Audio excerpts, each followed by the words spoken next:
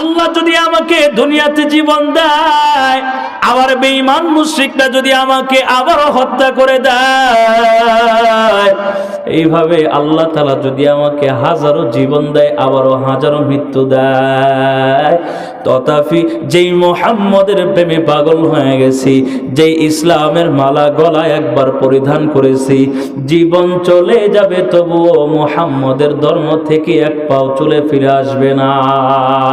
সুবহানাল্লাহ বলেন।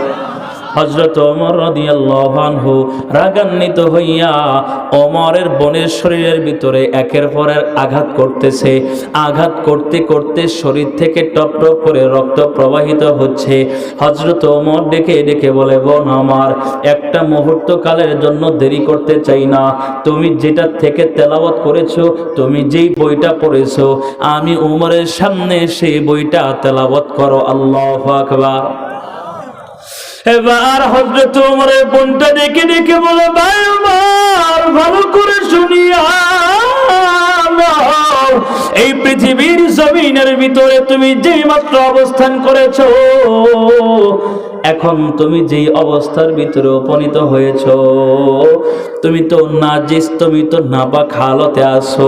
এই মুহূর্তের ভিতরে নিজে পবিত্রতা অর্জন করে নাও, পবিত্রতা অর্জন করে আসো। তথাপি তারপরে তোমার সামনে আমি কালাম তেলাওয়াত করব। কিতাবের ভিতরে লেখা হয়, রে মুসলমান, হযরত ওমর পবিত্রতা অর্জন করিয়া নিজের বোনের সামনে এসে দাঁড়ায়। এবার বোনটা সূরা তাহা থেকে তেলাওয়াত শুরু করে দেয়। আল্লাহু আকবার। সূরা তাহা থেকে তেলাওয়াত শুরু করিয়া দেয়। কিতাবের ভিতরে লেখা হয়, বোনটা তেলাওয়াত করতেছে। হযরত ওমরের দিলের ভিতরে কোরআনের তিলাওয়াতটা বড় ধাক্কা লেগেছে। আল্লাহু আকবার। হযরত ওমর তেলাওয়াতটা সহ্য না করতে পারিয়া দিলের ভিতরে যখনই ধাক্কাটা লেগে গেছে, ওমর ফারুকের চোখটা বেয়ে টপ টপ টপ টপ করে পানি বের হয়ে শুরু হয়ে যায়। এই অবস্থা দেখিয়া বোনটা তেলাওয়াত বন্ধ করে দেয়। হযরত ওমর ডেকে ডেকে বলে, এ বোন আমার, খবরদার তেলাওয়াত বন্ধ করিও না, এই তেলাওয়াত বন্ধ করিও না। এই কালাম তেলাওয়াতটা এত মজা, পৃথিবীর জমিনে এত সুন্দর তেলাওয়াত কোথাও শুনি নাই। সুবহানাল্লাহ বলে। হযরত ওমর বলে, বোন আমার, আর একটা মুহূর্ত দেরি করতে চাই না। যেই কোরআন তেলাওয়াত শুনতে এত মজা, যেই কোরআন তেলাওয়াত করতে এত মজা, যেই কোরআনটা পড়তে এত মজা, না জানি যেই কোরআনটা কোন লোকের উপর নাজিল হয়েছে, যেই কোরআনটা আমার নবীর উপর নাজিল হয়েছে, না জানি আমার নবী কত ভালো, না জানি আমার নবীটা কত মজার হবে, কত রসিকওয়ালা নবী। হযরত ওমর দেরি করে নাই, হাঁটি হাঁটি পা পা করে নবীজির বাড়িতে চলে গেছে। আল্লাহু আকবার। হযরত ওমর নবীর বাড়ির দিকে রওনা হয়ে যায়। রে মুসলমান, আর একটা মুহূর্ত কালের জন্য দেরি করে নাই। হযরত পয়গম্বরের সামনে যেই মাত্র যায় দাঁড়ায়, আবু বকর, ওসমান, আলী, বড় বড় সাহাবায়ে কেরামরা তার সামনে বসা। এবার আবু বকর ডেকে ডেকে বলেন, নবী, ওই যে ওমরকে দেখা যায়, ওমর আপনি নবীর সামনে আসছে, মনে হয় ওমর আপনি নবীজিকে হত্যা করার জন্য আগমন করেছে। নবীজি একটা বড় অনুমতি দেন, আপনি নবী যদি অনুমতি দেন, এই মুহূর্তের ভিতরে আমরা সকল সাহাবীরা মিলিয়া ওমরকে দুনিয়ার জমিন থেকে বিদায় করে দিব। আল্লাহু আকবার। আমার নবী বলে, সাহাবায়ে কেরামরা খবরদার, ওমরকে আগমন করার সুযোগ করে দাও, ওমরকে আসার মতো সুযোগ করে দাও। কারণ হচ্ছে আমার ওমর এই যে এই মুহূর্তের ভিতরে আমি নবীর দরবারে আগমন করেছে, আমার ওমর কিন্তু আমি নবীজিকে হত্যা করার জন্য আসে নাই, আমার ওমর আসছে আমি নবীজির হাতে মুসলমান হইতে, ঠিক কিনা জোরে বলেন? কিতাবের ভিতরে লেখা হয় ওমর ফারুক রাদিয়াল্লাহু আনহু মুহূর্ত কালে দেরি করে নাই, নবীজির হাতে কালেমা পড়িয়া মুসলমান হয়ে যায়। মুসলমান হইয়াই তরবারিটা লইয়া দাঁড়ায় গেছে, ঘোষণা দিতেছে, এই মক্কার বেঈমান মুশরিকরা শুনিয়া নাও, এতদিন আমি ওমর ছিলাম বিধর্মী মানুষ, এই মুহূর্ত থেকে মুসলমান হয়ে গেলাম। আমি এই মুহূর্তের ভিতরে ইসলাম ধর্ম গ্রহণ করেছি রে মুসলমান। এমন কোন বীর বাহাদুর লোক যদি তা করে ভাই, আগে মুহাম্মদের শরীরের ভিতরে স্পর্শ করার আগে আমি ওমরের ভিতরে আগে স্পর্শ করতে হবে, ঠিক কিনা জোরে বলেন?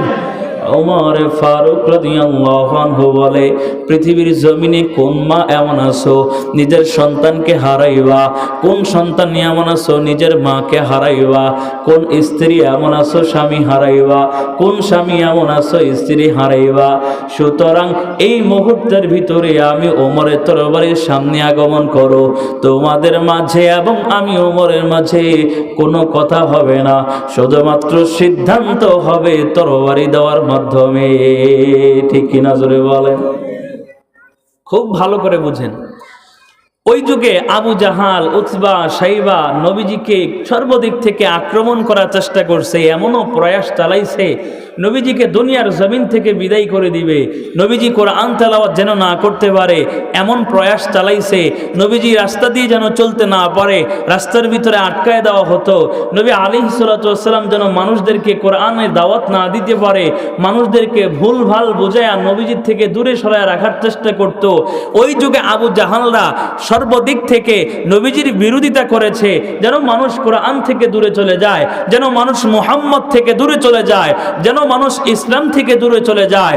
বর্তমান সময়েও ওই আবু জাহাল, উতবা, সাইবাদের কিছু চালাপেলা আছে যারা সর্বদিক থেকে কোরআনের বিরোধিতা করে, রাসূলের হাদিসের বিরোধিতা করে, ইসলামের বিরোধিতা করে, কোরআনের আবার শুনলেই তাদের শরীরের ভিতরে চুলকানি শুরু হয়ে যায়, ঠিক কিনা জোরে বলেন? এমন আছে না? দেখবেন এখন তো বর্তমান দেশটা নতুন করে স্বাধীন হয়েছে, দেশ নতুন করে স্বাধীন হয়েছে না? নতুন করে স্বাধীন হওয়ার আগে কোরআনের মাহফিলের ভিতরে বাধা আছে না নাই? কোরআনের আয়োজন হতো, মাহফিলের আয়োজন করা হতো, বক্তাকে স্টেজে আসতে দেওয়া হবে না। কেন? কয় বক্তা রাজনৈতিক আলোচনা করে। হ্যাঁ, রাজনৈতিক আলোচনা করে, এই জন্য সম্পূর্ণ আয়োজনই বাতিল।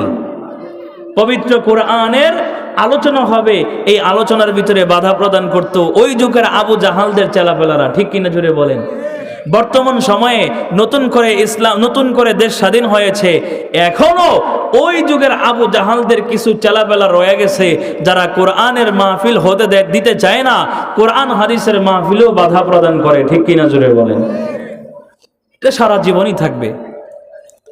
তো আল্লাহ পাক রব্বুল আলামিন বলে, যেই বাতি আমি আল্লাহ জ্বালাইছি, যেই বাতি আমি আল্লাহ সর্বদিক থেকে জ্বালাই, তুমি ওই বাতি হাজারো চেষ্টা করলেও নিভাইতে পারবা না, ঠিক কি নজরে বলেন? এই জন্য আল্লাহ বলে, নবীজিকে আমি আল্লাহ কোরআন শিখাইছি, নবীজিকে আমি আল্লাহ সর্বদিক থেকে ইসলামিয়াতের দ্বীনের খেদমতের জন্য কবুল করেছি, আমার এই নবীকে তোমরা দমন করবা, এত বড় শক্তি আমি আল্লাহ পৃথিবীর জমিনে কাউকে কখনো দেই নাই আর দিবও না, ঠিক কি নজরে বলেন?